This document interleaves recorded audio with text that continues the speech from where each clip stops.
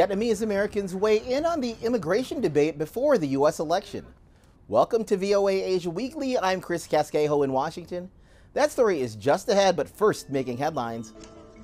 Hundreds of junior doctors in India's West Bengal state ignored a court order to return to work.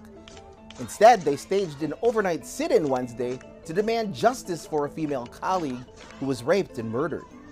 The doctors want better security at hospitals. Philippines President Ferdinand Marcos Jr. says powerful pastor Apollo Quiboloy will face sex trafficking charges in Manila before any possible extradition to the United States on similar charges. Quiboloy turned himself in on Sunday. Japan's Tokyo Electric Power Company says it has restarted trial removal of nuclear fuel debris from the disabled Fukushima Daiichi plant. The preparatory work was suspended in August because of an error installing the extraction equipment. The debris consists of nuclear fuel along with parts of the plant's infrastructure and is estimated to weigh around 880 tons. Pope Francis arrived in Singapore on Wednesday afternoon for the final leg of his 12-day four-country tour across Southeast Asia and Oceania. Senior officials greeted him at the airport along with 4 children wearing national costumes.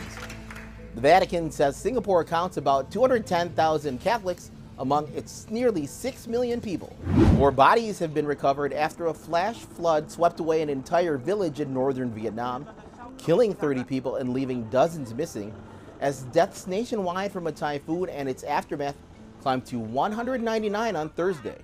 More than 1.2 million Vietnamese immigrants live in the United States, many arriving after the Vietnam War.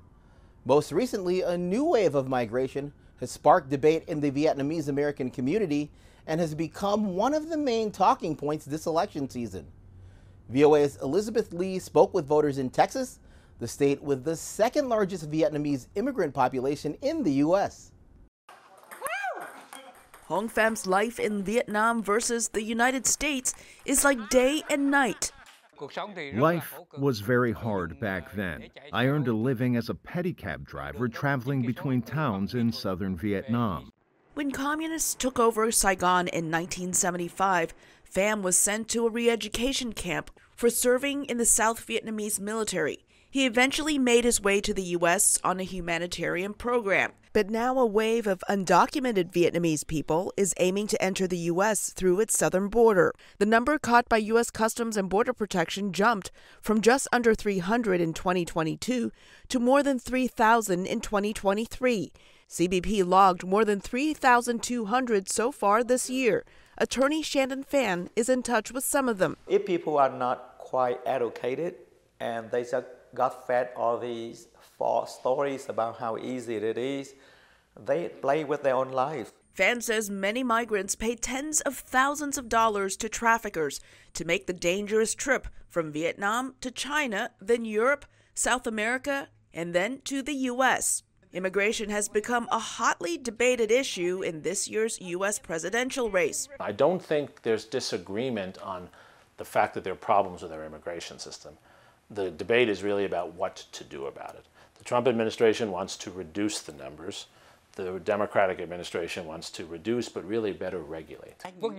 Those who flee communism have a legitimate reason to be in the U.S. I'm not in favor of granting asylum to those who come here illegally because of economic reasons. While Pham's views echo those of the older Republicans in the Vietnamese community, some younger Vietnamese Americans who were born in the U.S. don't share them. My mom is more conservative. She's one of those people that wants people to come over here legally, and I get that. She is overlooking the fact that everybody just wants to come here and have a better life. The migrants who make it here live in limbo, hoping to find work and waiting to see whether the next president will let them stay. Elizabeth Lee, VOA News, Houston. Visit voanews.com for the most up-to-date stories. I'm Chris Casquejo. Finally, Cuba, the birthplace of salsa and many other rhythms that conquered the world, has surrendered to a K-pop invasion. Dedicated fans gather in Havana almost every weekend to show their moves to K-pop. Earlier this year, Cuba and South Korea re-established diplomatic relations. Thanks for watching VOA Asia Weekly.